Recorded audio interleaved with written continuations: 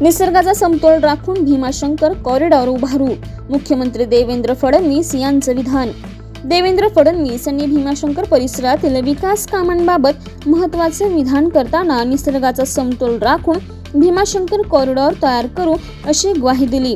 धार्मिक पर्यटनाला चालना देण्याचाच पर्यावरणाचे संवर्धन हे सरकारचे प्रमुख उद्दिष्ट असल्याचंही त्यांनी स्पष्ट केलं।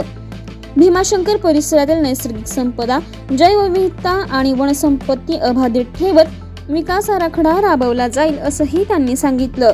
या प्रकल्पामुळे भाविकांसाठी अधिक चांगल्या सुविधा उपलब्ध होण्याची अपेक्षा व्यक्त केली जात आहे। दरम्यान पर्यावरण प्रेमी आणि स्थानिक नागरिकांकडून या प्रकल्पाकडे लक्ष लागले असून विकास आणि पर्यावरण यांचा समतोल साधण्याचं मोठं आव्हान प्रशासनासमोर असणार आहे। धर्तीवर इथला कॉरिडॉर होईल का? ते हा अजून वेगळ्या पद्धतीचा होतोय।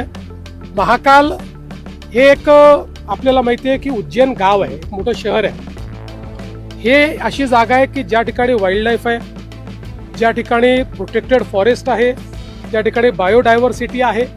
त्यामुळे कुठेही त्याला धक्का न लागता किंबहुना बायोडायव्हर्सिटी वाढवता कशी येईल, फॉरेस्टला अधिक आपल्याला चालना कशी देता येईल असा विचार करून इथला कॉरिडॉर तयार होतोय। त्यामुळे हा नैसर्गिक कॉरिडॉर असेल, हा सुंदर कॉरिडॉर असेल। लोकांना अतिशय नैसर्गिक म्हणजे जे आपण म्हणतो की शिवशंकर कुठे असतात तर ते अशा ठिकाणी असतात की जिथे फक्त प्रसन्न वातावरण असतं, जिथे निसर्ग असतो। असा निसर्ग हा इथे पाहायला मिळतो।